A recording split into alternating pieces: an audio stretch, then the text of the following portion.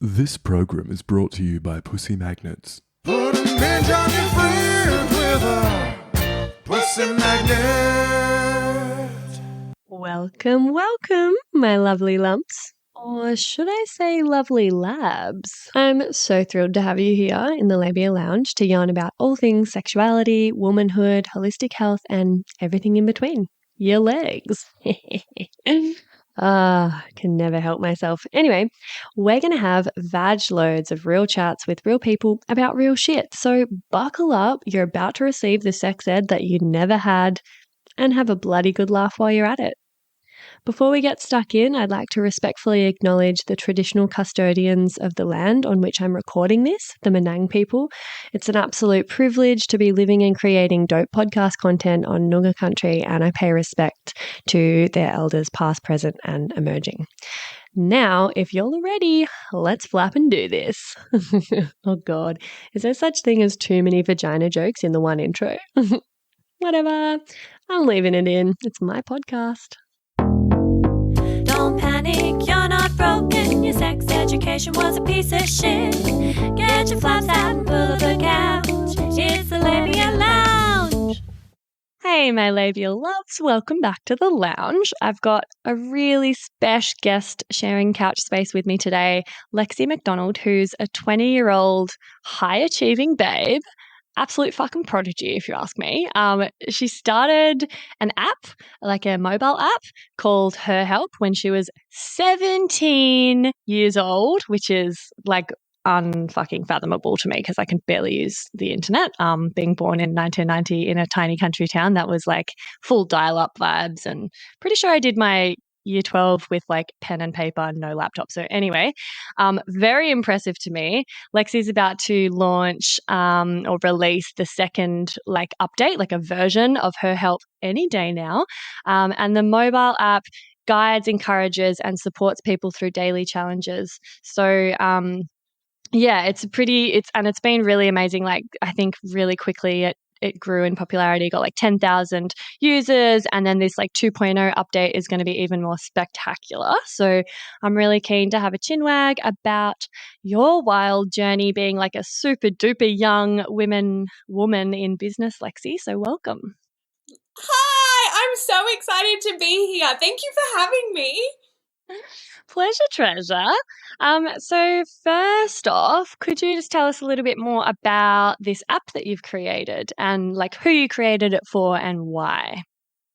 Yeah, totally. So I created HerHelp when I was 17. So I feel like no one goes through life unharmed. Growing up can be really, really tough. And I really struggled with all different aspects of growing up, like everyone does. You know, I think teenage girls can be really, really mean. I was bullied growing up. Yeah, yeah. You know, my parents went through a divorce, you know, navigating relationships and, you know, learning about yourself and what you want and what you don't want. And, you know, the added pressure of being like, pick what you want to do for the rest of your life. Like right here, right now. Like, what is it you want to do? Right? Preach. And I'm like, I don't even know myself, let alone what I want to do for the rest of my life. So growing up can be really tricky. And I found myself lost and alone throughout a lot of it. And, you know, I had a really supportive family and, you know, like it wasn't a major trauma or anything like that. It was just, you know, like every day, you know, what do I do? Where do I go? And I was like, where do you go? Like, where can you go? And I was watching What's on My iPhone videos. They were really popular, like where people would scroll through their phone and be like, this is what I have. And I love those videos. Right? I was obsessed with them. And I was scrolling through and I was like, an app, like, why don't I make an app? Like, that's such a cool idea. It's always on your phone whenever you need it. It's not a website. It's not an Instagram account where you have to actively go out and seek it. Like, it's just there, sitting there waiting for you to need it. So I was like, cool, I'm going to make an app, like, to help people. I had no idea how to make an app. I hopped onto YouTube and was like, how to make an app?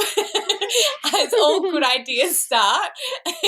Totally. Turns out it was so much harder than that. But within 6 months, I managed to get a very basic app on the App Store, which was so cool. Yeah. And it took me to some really cool places. Like even like I launched it just like to Facebook to like my friends and family. And that afternoon I was on the local radio, like telling them all about it. And I guess since then it's been like this massive whirlwind. You know, I've had, you know, over 10,000 users. I had 5 girls messaging me, telling me that they wouldn't be here without the platform, and, you know, TV, radio, newspaper, like awards. Like it's been crazy and so, so, so cool. But I guess where I was back in 2019, I was like, oh, I have no idea what I'm doing. So when I saw that there was a need for this, I was like, cool, like let's make it better. Like let's make it what I wanted it to be, because I guess it was such a compromised version when I was like, cool, let's make an app. I was ready to make the next Facebook.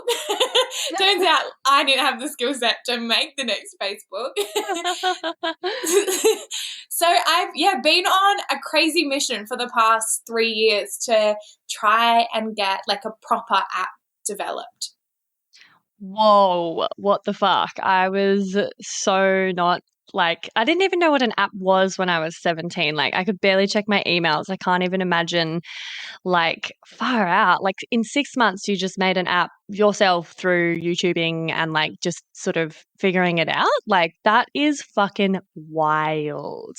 Thank you. Oh my goodness. And so, like, just to get a better idea of what space or what resource the app provides. Like I know that it covers things like bullying and like mental health and well-being and whatever. Like what currently, like I will ask you about 2.0, but what currently, you know, does the app kind of like feature, or what do you do on the app? I'm not very well versed at apps in general, so like explain it to an old person, old Zoomer.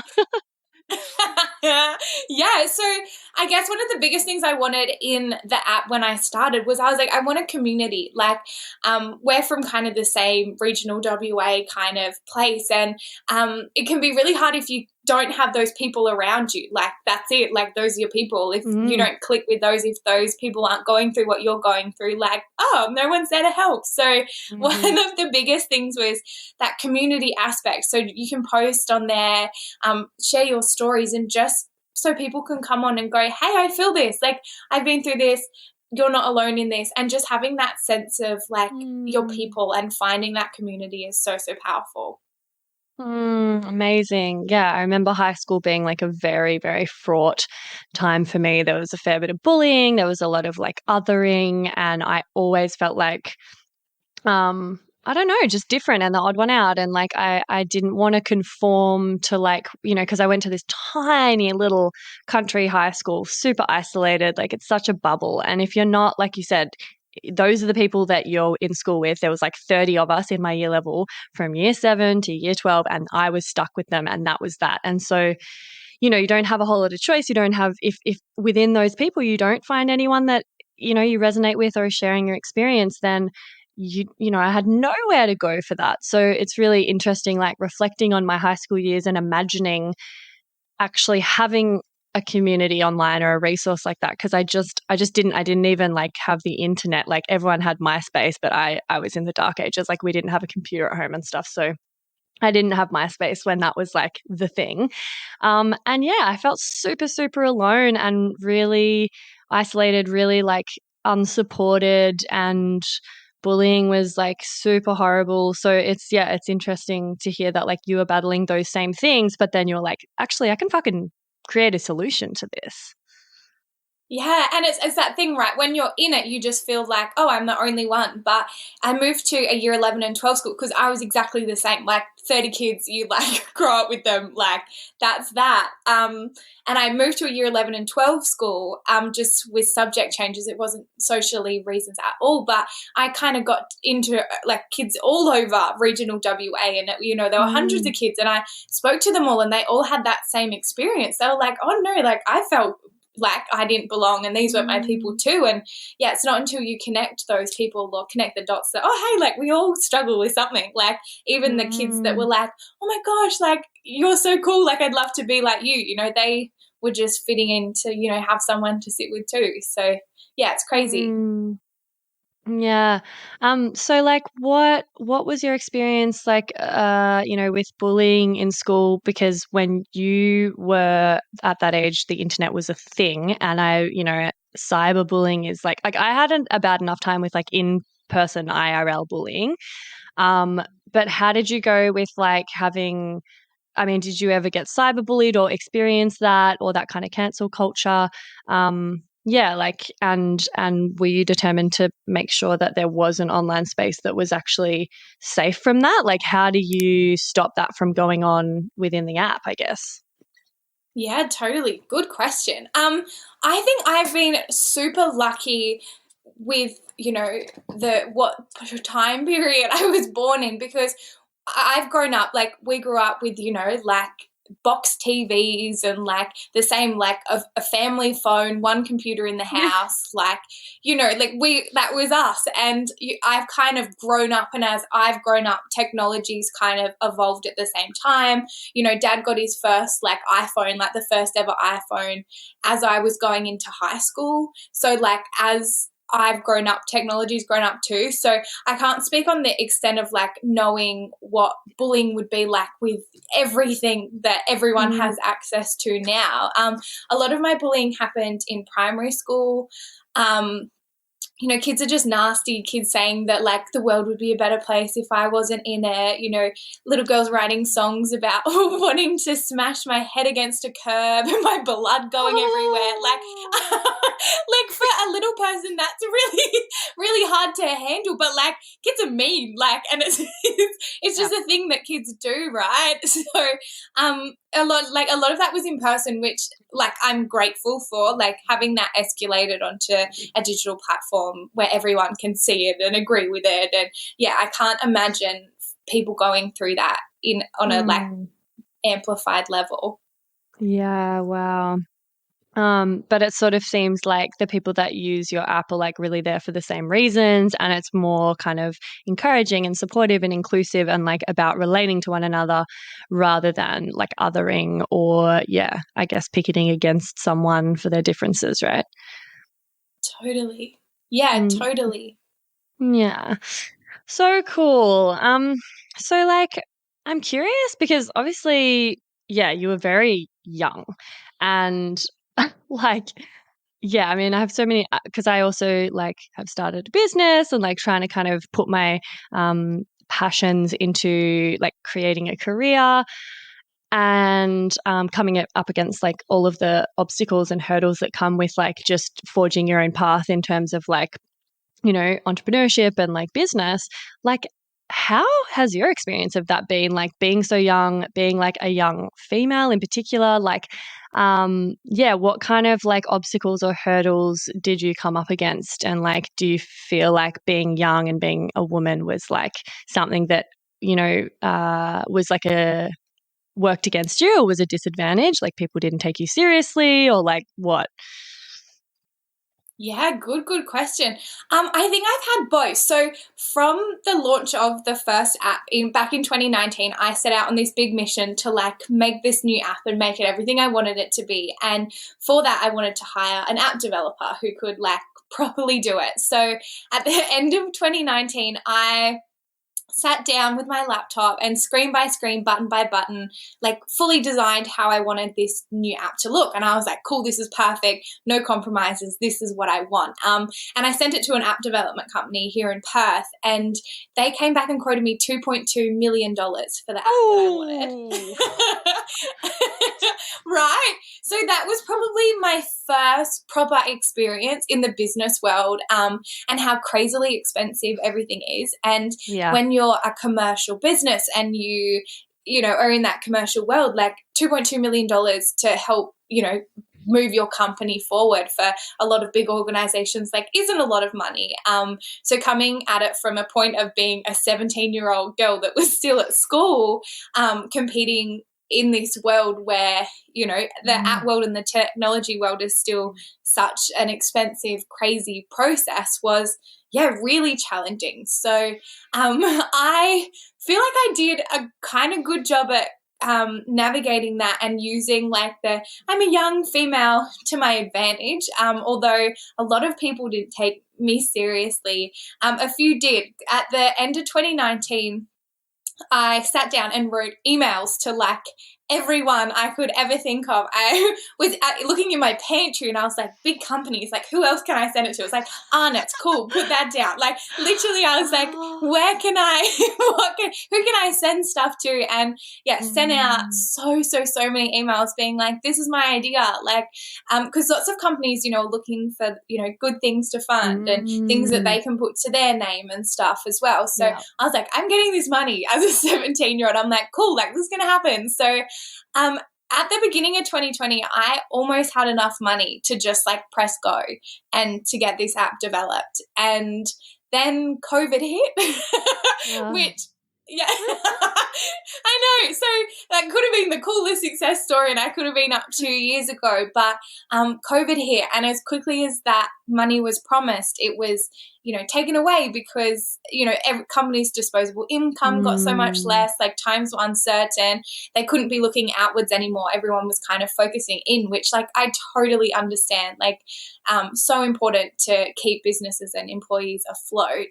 But I guess for me, that hit me really, really hard because I've been like, cool, I'm a young lady in business. I've just funded all this money. I've done it myself. I'm going to make this happen. And then when it didn't, that was really hard. So I guess the biggest part in business was then grant applications. I was like, cool, what can I do now? Write grant applications. And that was where I probably found the biggest disadvantage for me, being so young and being a female with no qualifications, because, the first thing in a grant application they write is like, what are your skill sets? What are you qualified in? How long have you, like, tell me your employment history. Like, why are you capable of running this project? Like, tell us everything about you. And, I was 18 at the time. I was like, I've got nothing. Like, I'm so capable and I know I can do this better than anyone else can. But like, yeah, I've got nothing to show for it. So that was really, really hard to navigate, and trying to be taken seriously in that world was very, very, very hard. Yeah, far out. I can't even imagine. Like, that is such an enormous vision and like mission.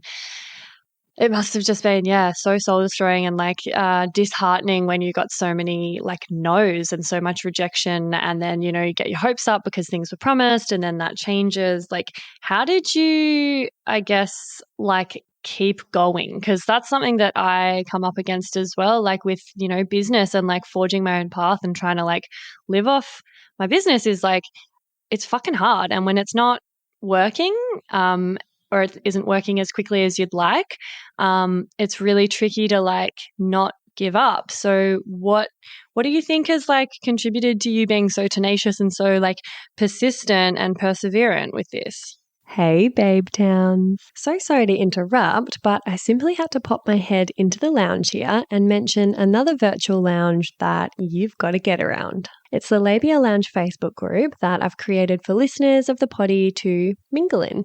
And there you'll find extra bits and bobs like freebies or discounts for offerings from guests who've been interviewed on the podcast, inspiring and thought-provoking conversations, and support from a community of labial legends.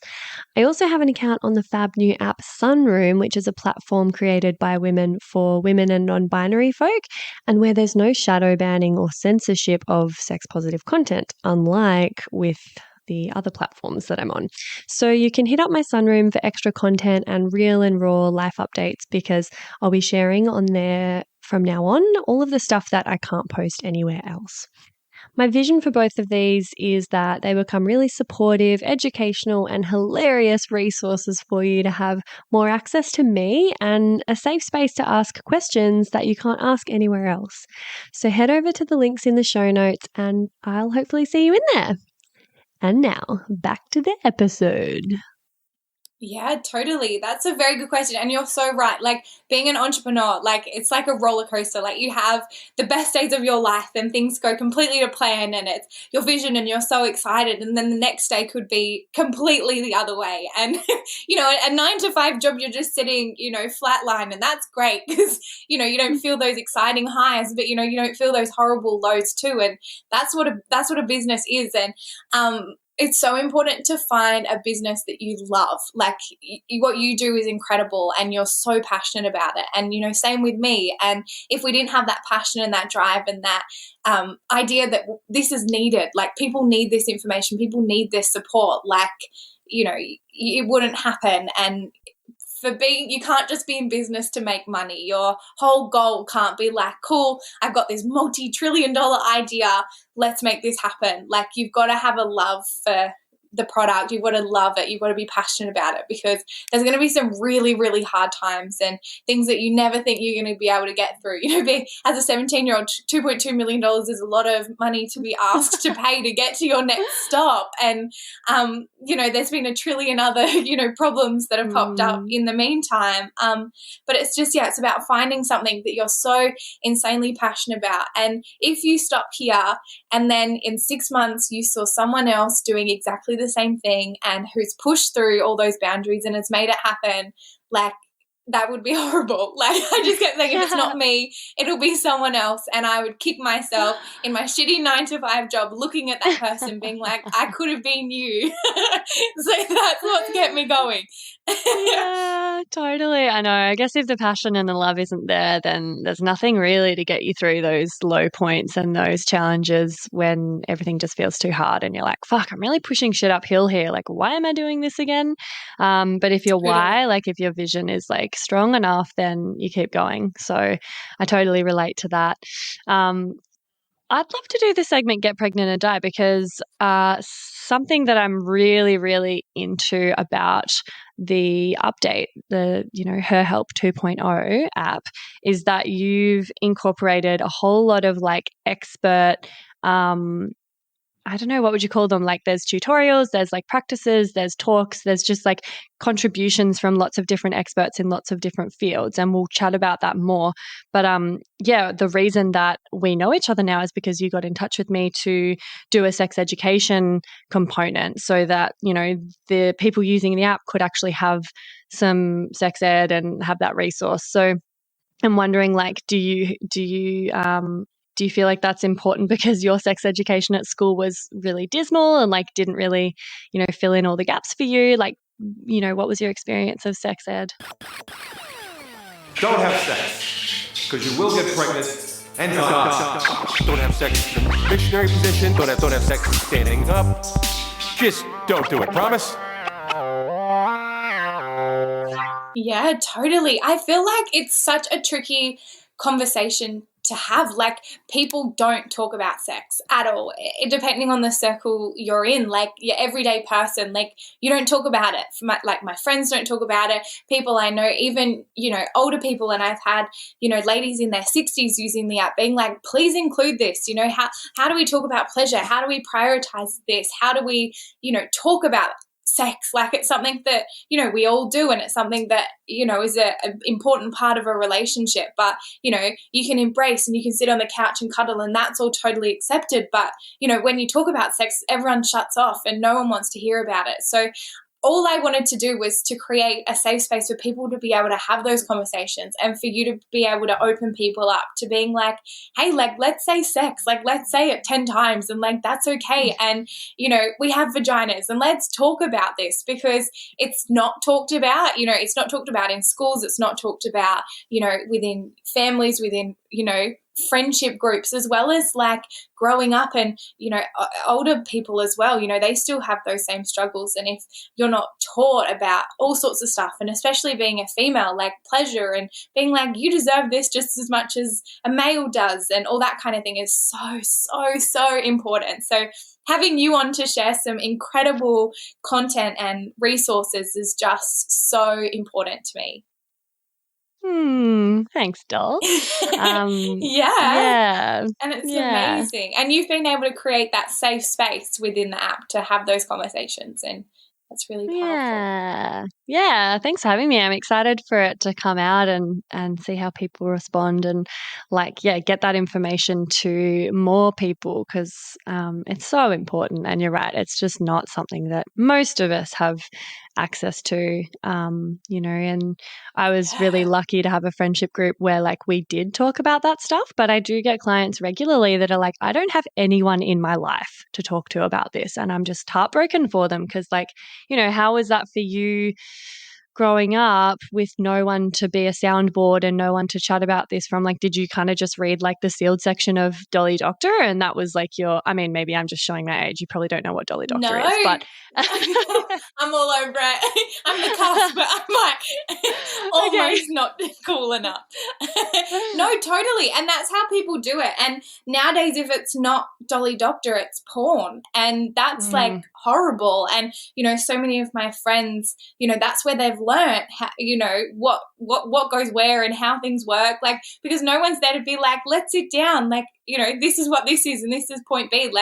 To the point that I met one of the users who uses the app and she had no idea. And we became friends, but she had literally no idea what anything was, didn't know what an orgasm was, didn't know what bits go where, literally nothing, not even a scientific level because her family never talked about it. She's got sisters, they never knew because no one ever talked about it. And they've never been in a relationship because they were just too scared because they honestly, they're in their 20s, 24 now, and they just never knew and didn't know where to go to find that information either. So I think it's just so important to have that space to be if you don't know anything, amazing. If you have been in a relationship for 50 years and you want to increase your desire and stuff, just being able to have those conversations in a space that's safe is just so powerful because so many people have no idea. Yeah, wow. I think I forget because it's my whole world these days. I forget that that's the case, that so many people just don't have any idea about this stuff. And there's so much shame and stigma shrouding it that maybe they're not really that, comfortable or keen to start Googling or, and even if they did, there's so much misinformation online. There's so much porn that's really misrepresentative and damaging. So it's a minefield, and I'd almost prefer someone to know nothing than to have gone out and tried to figure it out themselves from porn or from Googling, and getting all different info that's just really clickbaity and based on the masculine, default blueprint of sexuality that we see in the media. So I'm stoked that now I've got, another avenue to get out really empowering and accurate information via your app. And really grateful for that opportunity to reach more people and help more people. So thank you. Well, I'm so excited to have you. Your message is just so powerful and so important. And, us as women need to talk about it a lot more. So, it's a privilege to have you being able to help as many people as we can together. Yeah. So, all right. It's obviously been a pretty, huge up and down journey and it's still happening. You're still going. Do you have any, lessons that you learned or tips or strategies through your experience that would help other women who are embarking on a journey in the business world? Yeah, totally. Firstly, Google is your best friend. Google and YouTube, if you don't know something, Google it, YouTube it. Lots of people have asked me in, talks and conversations being what's it like being a woman in regional WA, doing stuff? Do you feel so disadvantaged that you're in a country town? And I'm no, we all have access to Google. These questions and these conversations don't need to be something that you have to ask someone in person or find someone that lives up the road to talk to anymore. You can email anyone. You can be a LinkedIn connection with anyone. You can, Google anything. Sorry. You can Google anything. And that's so powerful. So if you have a goal, have a mission, figure out, teach yourself. There's so many resources for so many things out there to do. And the same as I said before, like if you find something you're passionate about, like you've always got to have that front of mind, because there's always going to be stuff that gets in the way, and you're always going to have days where you're like, why am I doing this? This sucks. Like, where's my social life? What do I do? Like, all I do is sit on this laptop. But if you care about it so much and have a bigger purpose than just the financial gain, then like, yeah, you're set up. Yeah, totally.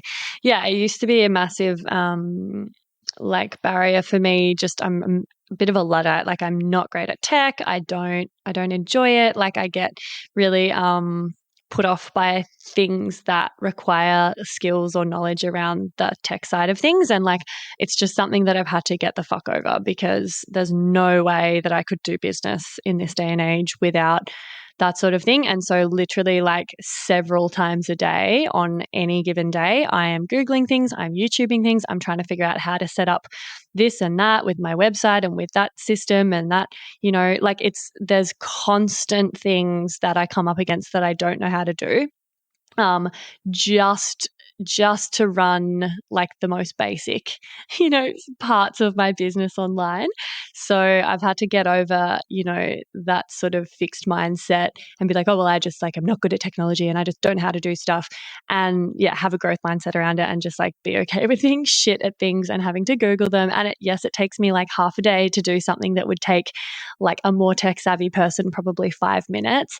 But at the same time, though it's really frustrating, and sometimes I'll have like an entire day where I just feel like I've gotten absolutely nowhere. I've read 50 articles and tutorials and I just haven't been able to make the thing work that I was trying. Like it fucking sucks, but like I am also learning a lot in the process, and like I've learned all these new skills that I just had no idea that I would have needed, or that I, you know, like I've actually come way further with that sort of thing and learnt a lot more than expected, just because it's like a necessity, and day to day it just happens. Like I'm constantly having to look up how to do things, and you know, then I've learned something new. So it's like that's kind of cool. So it's good advice. Yeah, Google is your friend. Yeah, your best friend. Yeah. No, so true.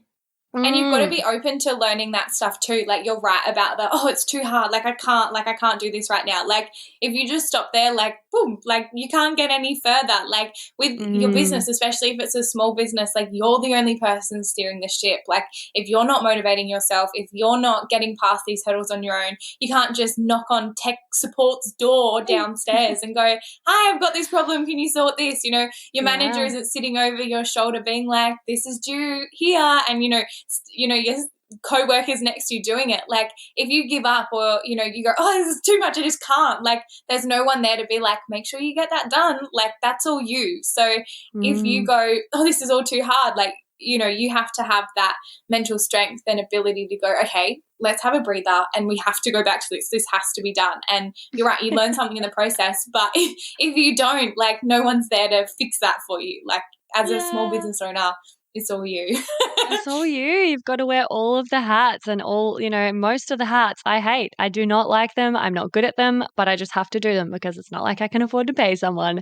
And and that's just how it starts. Like, you know, some days like Lockie, my partner, will get home and be like, how's your day? And I'll just be like crying, just burst into tears, because I've just had one of those days where like nothing worked and I've been pushing shit uphill and I'm like, why the fuck am I doing this? So yeah, it's that's very relatable to me. No, so and like that's what it is. Yeah, sorry to cut you off. I have days like that all the time. No. Yeah.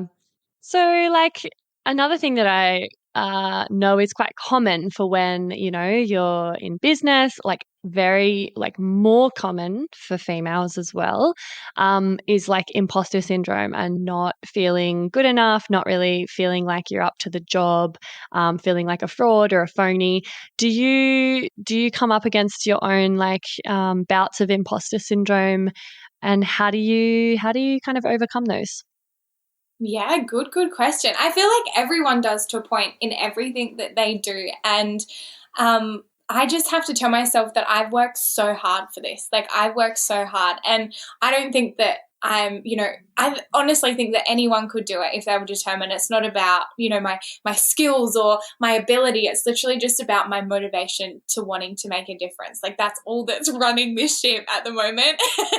And anyone could do it. And I strongly believe that, if you have a vision and you have a passion, like, anyone can have a business and anyone can make it happen if you truly wanted it to be. I guess the biggest time I feel that imposter syndrome is part of this job and part of being like a young person doing cool stuff. People want you to get up on stage in front of 500 professional women at events and be like, talk about yourself. Like, tell me what it is that you're doing. And, that's really scary. The first time I did that was 3 months after I launched the app, and I was, on a stage in front of 500 professional women, and they're like, tell us your story, tell us about you. And I'm like, oh my goodness, I'm with the best of the best with professional women in WA, and I'm, I haven't even finished high school, and I'm, just fumbled around and done something in my bedroom and made an app. And, that's when I'm like, I don't deserve to be up here speaking about what I'm doing. Like, these people have worked their whole lives to be sitting in this room, and I'm like at the front of the stage, like, hi. I'm me. So totally. But you get used to it time after time. You go up in front of thousands of people at a time, and you just have to be like, cool, this is my story. No one knows it better than myself. If they didn't want me, they wouldn't have asked. Like, you've just got to do it. And everyone has self-doubt, but I guess you've just got to think about your bigger purpose and like, what is it you're actually trying to do, and push forward from there.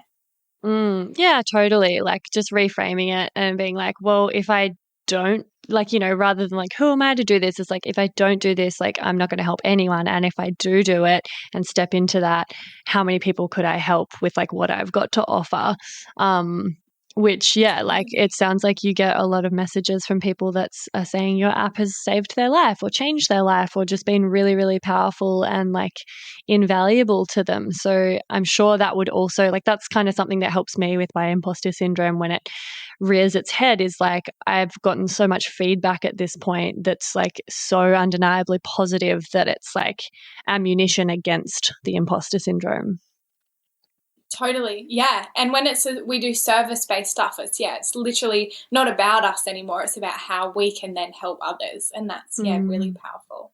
Yeah. Like, I've heard the reframe of like, it would be selfish of you to give up and to not do this and not offer, the service or this part of yourself or like, what you have to give. Basically, if you kept that all to yourself because you had imposter syndrome, that would be selfish because then other people can't benefit and you can't serve other people. So I kind of remind myself of that. It's like, regardless of how low I might be feeling and how much I'm like, oh, what am I doing? This is too hard. Like, I'm never going to be able to make a living. Like, who am I to teach people about these things? Actually, the alternative is just to not help anyone, and the people that I could have been helping or that I have helped wouldn't get to it, benefit from that. So that would be kind of ridiculous of me to like, let it stop me. My own insecurities, that is. Yeah. Totally. Yeah, so powerful. Excuse the interruption, my loves, but I'm shamelessly seeking reviews and 5-star ratings for the potty because, as I'm sure you've noticed by now, it's pretty fab. And the more people who get to hear it, the more people it can help. Reviews and ratings help me curry favour with the algorithmic gods and get suggested to other listeners to check out. Plus, they make me feel really good and appreciated as I continue to pour my heart and soul into creating this baby for you. And I promise I don't mazz over them or anything. I mostly just tuck them away for a rainy day when I'm filled with self-doubt and existential dread about being self-employed, which is fairly frequently.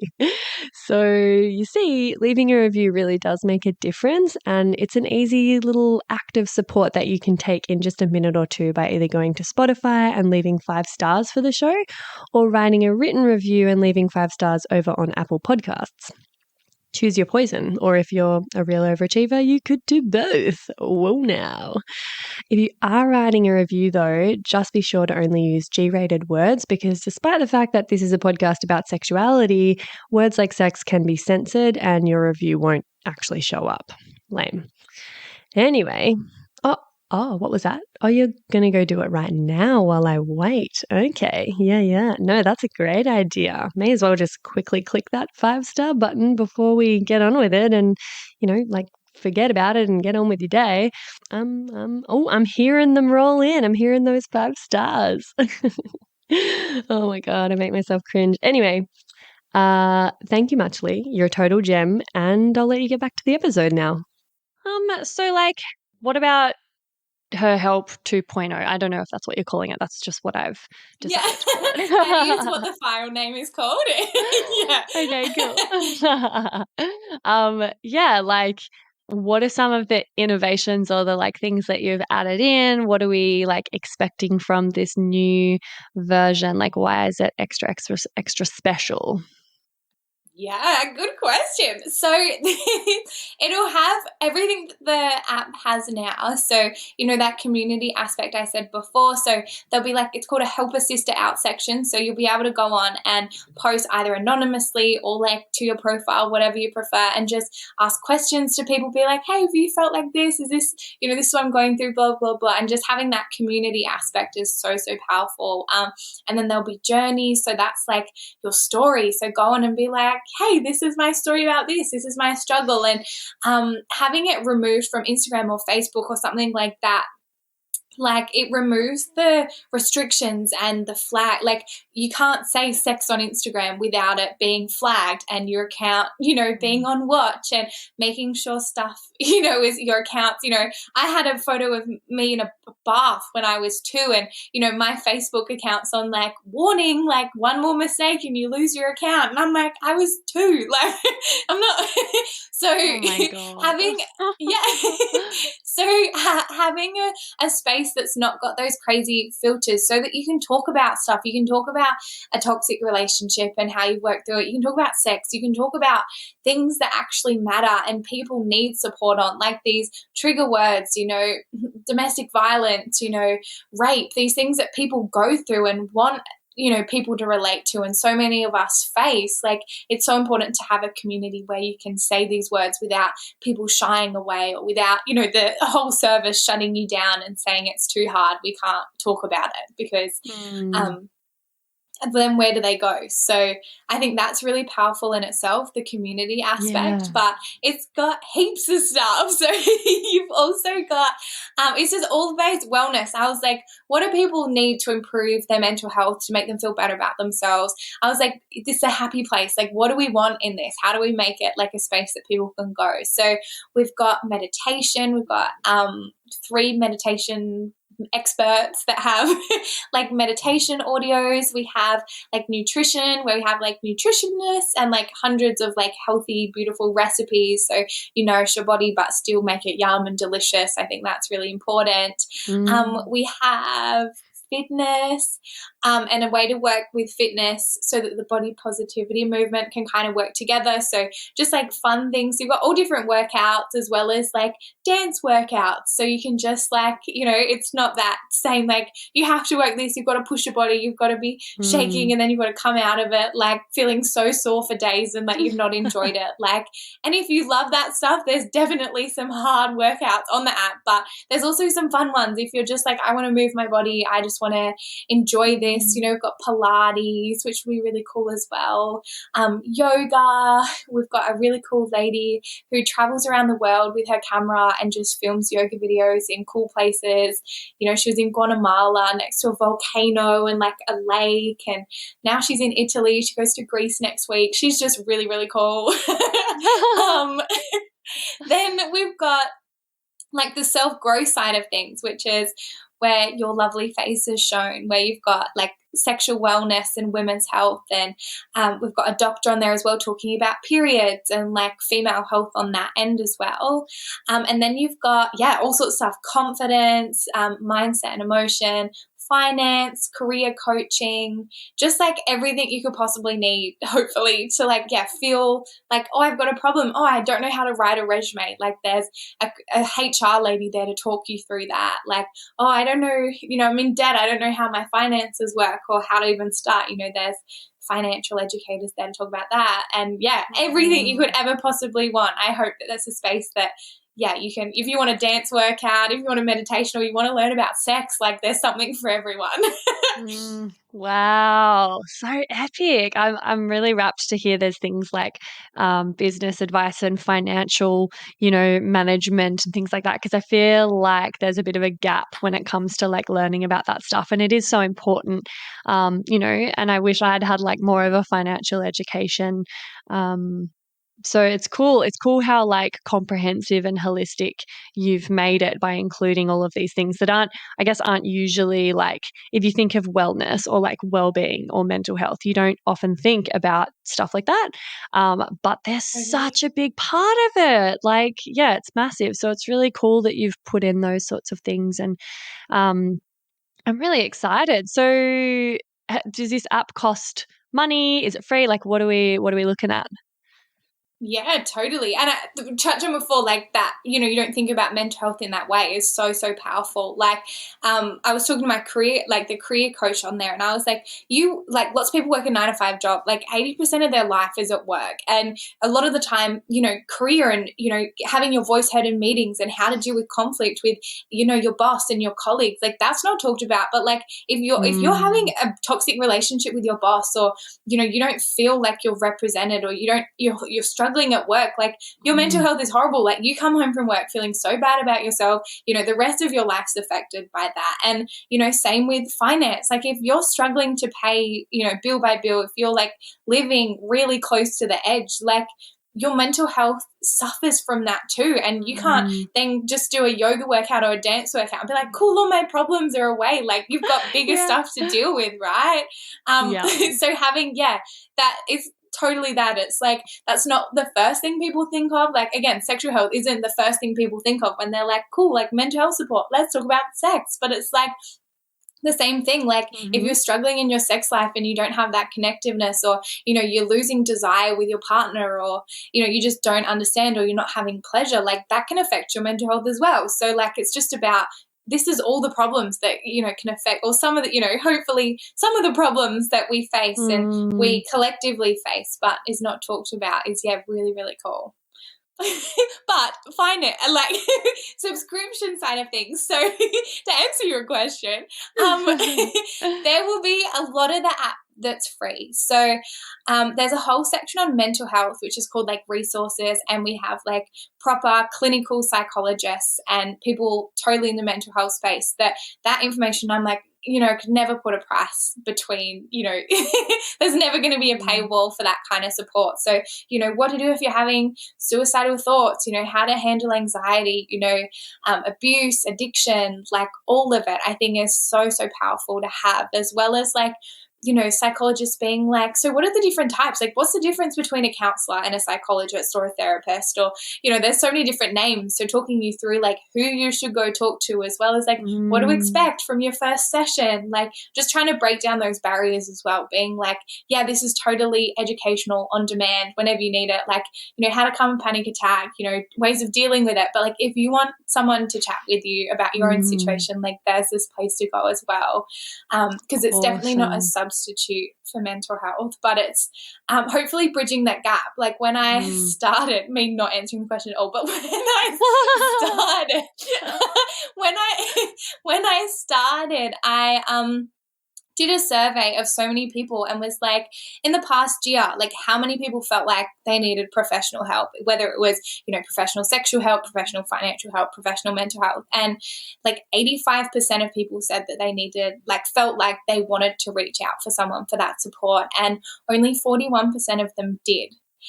Which is like half of them didn't. And the other half said they did, but lots of them cancelled. They said it was too expensive. They didn't feel like they gelled with the person. It wasn't that accessible to them. And I was like, let's like make this, like we need to change this gap. Like, so I hope that is like a little bit of a bridge. So if you can't afford to go get a therapist right now, it's not all or nothing. Like there's still someone there to be able to be like, this is general information, but like hopefully this can help a little bit.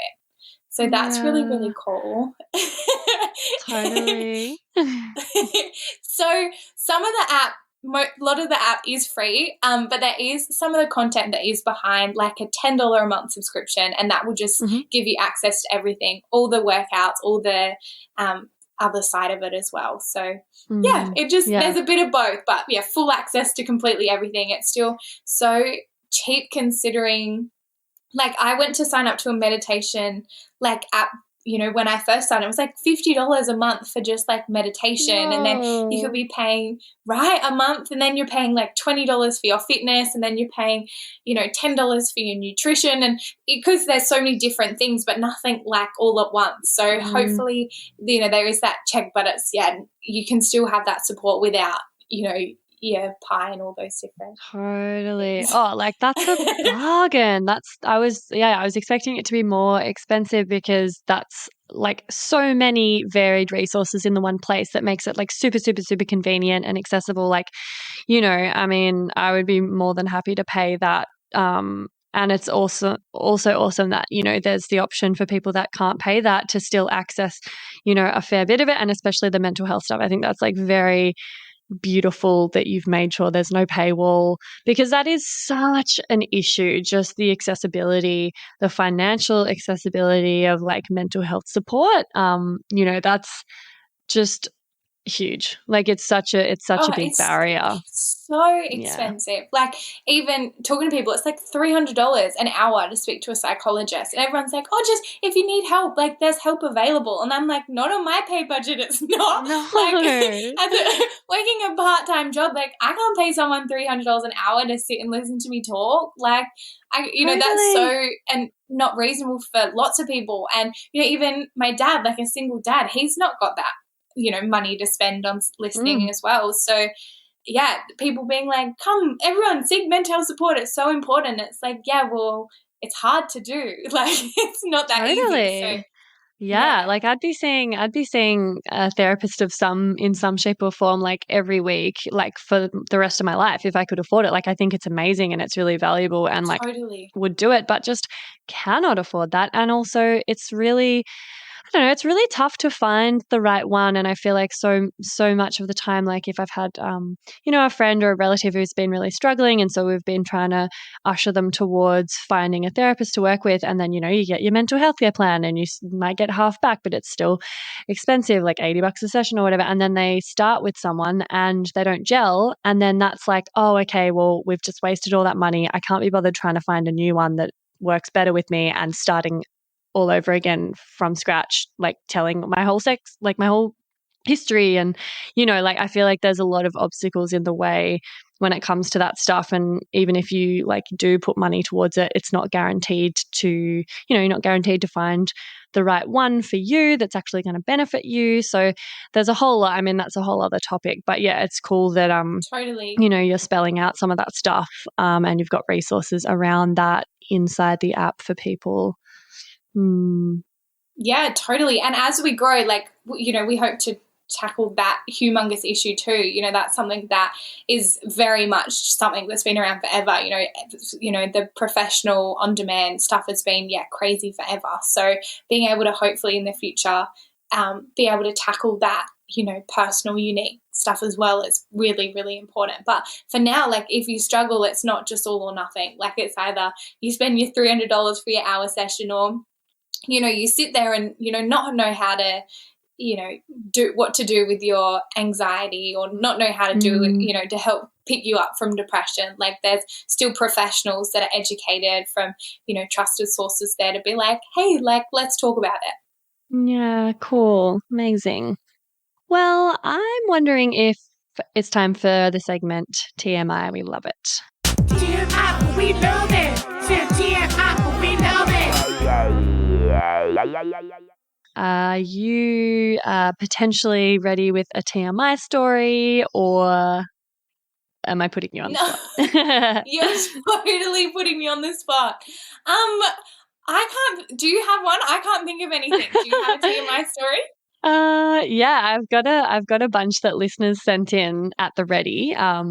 Because this is one of my favorite things, but I feel like I've told so many of my stories already on this podcast. So I feel like there was a really nice one that a listener sent in. I'll read it. So it's around like raising conscious children who don't have body issues, normalizing the female body and genitals, and explaining conception and periods at an early age. She says, I was sitting in my bath with my two young kids when who were 4 and 7. They saw a piece of string dangling from my vagina and asked why it was there. They already understand how they were conceived, sperm swimming to an egg to create life. But I explained each month an egg gets released, and if it doesn't meet a sperm, I get my period. And then they asked if I had chicken-sized eggs coming out of me. Cute. Ah, that's a nice one. It's not too TMI, that one. But yeah, No. yeah. No, so powerful that she's been able to have that conversation with her kids too, so that they know like what's going on, and for them to feel like they can ask as well. Like that's really, really cool. Like, for me, like, you don't ask that stuff, and so for kids be like, what is that? Like, tell us about it. We know stuff already. That's like, props to her, like for creating that safe space for her kids to feel open to asking questions. Yeah, exactly. Yeah, I think it's really beautiful, and it just like illustrates how powerful and easy it can be just to have like a proper conversation, and rather than like deflecting it or being weird about it, which then obviously like those kids are going to internalize like shame around it because they asked a question and then you reacted in a certain way that, kids are pretty energetically sensitive. It's just like, oh yeah, like it's just conversational almost. It's like, oh, that's so fine that you asked that. Like, let me tell you about it, So I like that story because, it's sort of it's something that I'm really passionate about and I think about a lot. I don't have children yet, but I think about it a lot, especially because I used to work in childcare with kids for years. So yeah, if you're interested in that, I did an episode on sex positive parenting and like raising kids in a shame-free environment with a beautiful woman called Carlin. So that's a old episode you can go back and listen to, sex positive parenting. But okay. Well, I'm wondering, after we've sort of pumped up this app, I'm like getting really excited about it. You're obviously so passionate about it, and love all the info you've given us. When is it going to be like available? Good question. Good question. Actually, not that much longer, which is so exciting. I was on the phone to my developer this morning, and he was like, "Lex, we're getting close. Like, Lex, we're getting close." And that's the first time he said that, so that's a big thing. Our timeline is maybe like within the month. Maybe. Wow. With all toes and fingers crossed. Yeah. So hopefully before September. Oh, wow. That's so exciting because I know that there's been, deadline, like timelines given to you in the past that just haven't happened. So it's obviously been like stretched out and a bit disappointing when it didn't get ready in time when you thought it would. So that's really cool. That's so soon. And also like I'm so scared. Yeah. What ended up happening? Like, did you end up finding investors? Like, did you get grants? Like, how have you actually ended up making it happen? And did you end up having to pay 2.2 mil? Yeah, good question. No, short answer, no, I didn't. The year, so from 2020 to halfway through 2021, like my whole mission was, how am I getting this fund? Like, how am I going to make this happen? And I was writing more grant applications than any 18-year-old should ever be writing. I could, master a grant application. Well, clearly not. I didn't get any, but I was good at writing them, good at filling them out, got quick at it. As well as, I had so many meetings with investors, and it was totally like Shark Tank. Like, some approached me, I approached them, and, I had men in business suits being like, yeah, sure, I'm going to give you $250,000 for 10% of this. And I'm like, no. I was like, I don't know if that's good or bad, but no. And, my family are not in the business world at all. And they're like, no one's ever offered me $250,000. Like, take it. Like, do it. And I'm like, I don't want a man in a suit in his 50s who's got an idea of just making money and how much he can make from me and my idea. Like, that's not where I'm at or what I want to do. And for some people, like, totally that's what they need to get their business up and running. But for me, it just totally didn't feel aligned with the work that I do to have it that way, which left me really stuck for a really long time. And it was literally after my, I know, 100th of millionth grant application knocked back, the amount of, hi, Lexi, unfortunately, like email to, starts with an email that I got was insane. Yeah.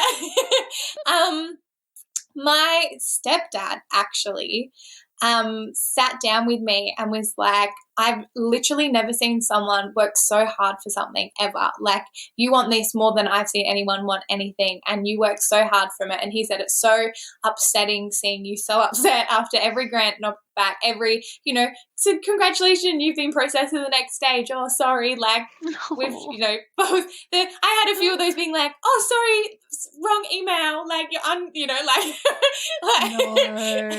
Yeah, I've had at least 3 of those. Brutal. I know, it's horrible. So he literally sat down, and he's a maintenance operation engineer. So he's very clued on, like very mathematically smart. And he sat down with me and he's like, I don't know how to make an app. I don't use Facebook. I don't use Instagram. I get cranky at my computer. Like, I don't know how anything works. But he goes, I made a wool testing machine 20 years ago using code.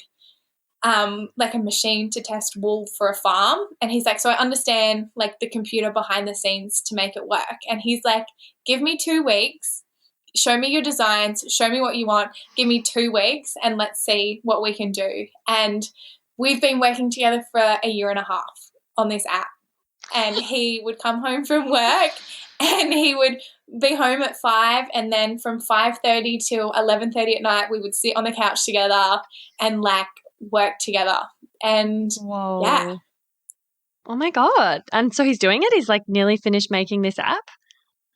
Yeah, he's like done it. Like, it's so close. Far out. I can't imagine how much Googling he had to do to learn how to make an app. So, more Googling than you'll ever know. Even like he's been on a trip around Australia the last few months, and he goes, if I know I'm out of range, he goes, tell me what I need to Google or tell me what you want. And he'll like load all these Google tabs that he needs and like heaps of them. So if he's out of range for a few hours, he's like got stuff that he can read. So literally anything's possible if you use Google. So yeah, that's my developer. Stepdad, that's amazing. Oh, that's so cool. I'm really happy for you. It's pretty incredible outcome, all things considered. And if you had to have like, a man in his 50s involved, at least it was someone like him. So. Yeah. Yeah. Well, there you go. Yeah. Well, I ended up with a investor in his 50s anyway, but no, totally. And I think a big lesson from that too is for so long I never wanted, he mentioned it to me that he understood code and I brushed it off for 3 years. I was like, no, like I can do this by myself. Like I don't need your help. Like I can do this. I'm going to do this the right way. And there's literally no harm in looking at the people around you. Like even business people do it like 9 to 5. Like lots of people say it's like not what you know, it's who you know. And I think that that's so true. Like people get, legs up in jobs all the time. People do stuff. So look at the people in your circle as well and see if they have any business knowledge or any skills that you need or any connections, because that's what business is. It's also, you don't just have to do it by yourself. Like reach out to people and find people within your circle or within a network that could be useful to you, and don't feel like you have to do it all completely on your own, because for so long I felt like if it wasn't just me, that was like the worst thing ever, because I worked so hard for this and I wanted that. I didn't want to feel like,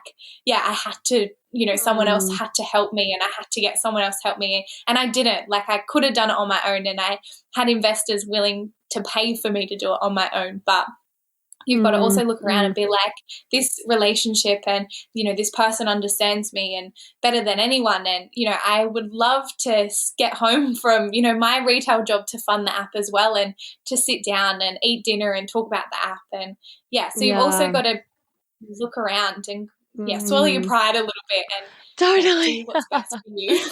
Yeah. That's good advice. Like honestly, it's really common for people to just like not want to relinquish any control or any ownership because it's their baby and they've put in all this work and they want to do it on their own so they can take full credit and have full control over the end product and things, which I completely get. And like I'm a little bit of a control freak like that as well. It's like you want to have like all of the freedom to do what you want and like create your vision. But it's fucking lonely being like self-employed, being an entrepreneur, like trying to like, trailblaze this path that there's no real sort of blueprint for.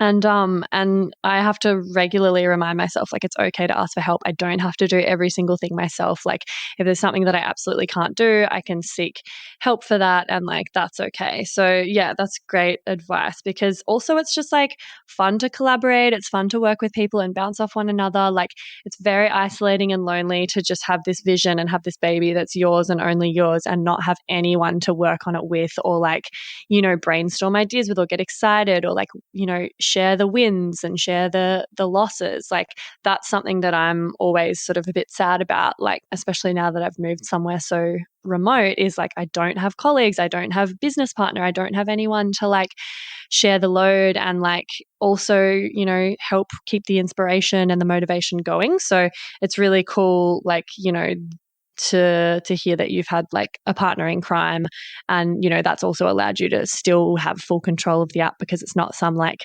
capitalist investor that wants to have a say in things. So nice.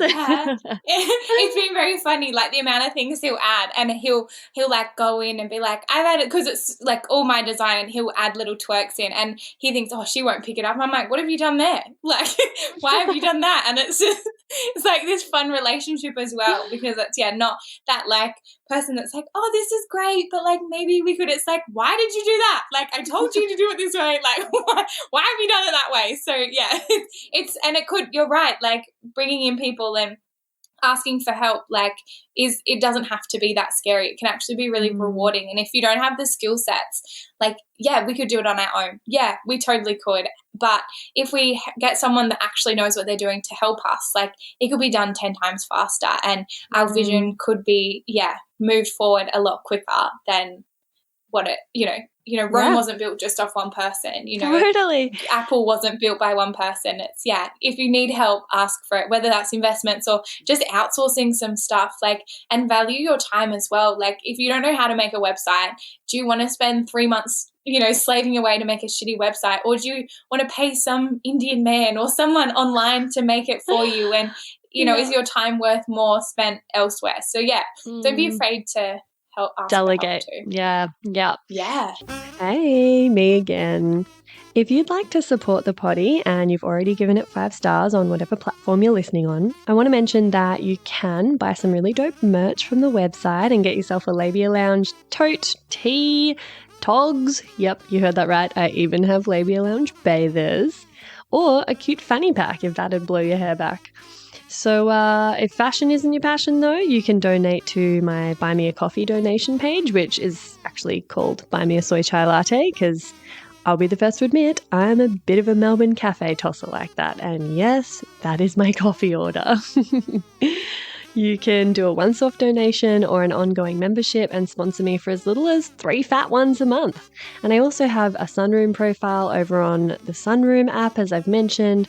And I also offer one-on-one coaching and online courses that'll help you level up your sex life and relationship with yourself and others in a really big way.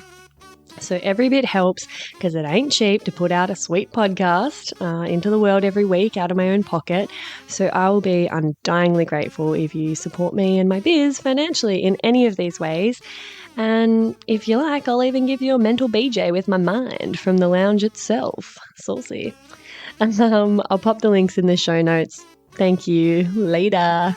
Cool. All right, my love. Well, I think that's a wrap. I am guilty of not actually having the app, but now I'm gonna go download it. I'm not an app person, to be honest. It's just I don't really use use apps. The new one's better anyway.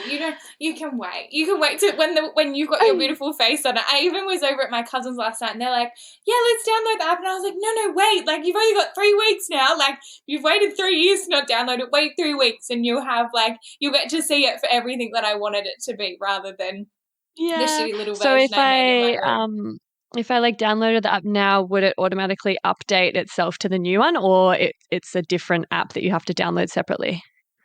So it would update, but Okay. the account, you'd have to make a new account. Okay. All right. Well, maybe hold off everyone, but yeah, I mean, yeah. if you want to go get around it, definitely do, and be aware that there's an even more otherwise, dope follow version coming soon. to come. Yeah, follow me on Instagram, and then we'll post it there, being like, it's up, it's ready. Like, go watch it when it's up. That would be the best place to do if you wanted to action it. Yeah, fabulous. Well, I'll put the links to that in the show notes. Thank you so much for your time today, Lex. It's super inspiring. Beautiful. All right. That's a wrap, everyone. See you later. Bye. And that's it, darling hearts. Thank you for stopping by the Labia Lounge. Your bum groove in the couch will be right where you left it, just waiting for you to sink back in for some more double L action next time. And in the meantime, if you'd be a dear and subscribe, share this episode, or leave a review on iTunes, then you can pat yourself on the snatch, because that, my dear, is a downright act of sex-positive feminist activism. And you'd be supporting my vision to educate, empower, demystify, and destigmatize with this here podcast. Also, I'm always open to feedback, topic ideas that you'd love to hear covered, or guest suggestions. So feel free to get in touch via my website at freyagraph.com, or say hey over on Insta. My handle is Freya_graph_YMT, and I seriously hope you're following me on there, because damn, we have fun. We have fun. Anyway, later labial legends. I'll see you next time.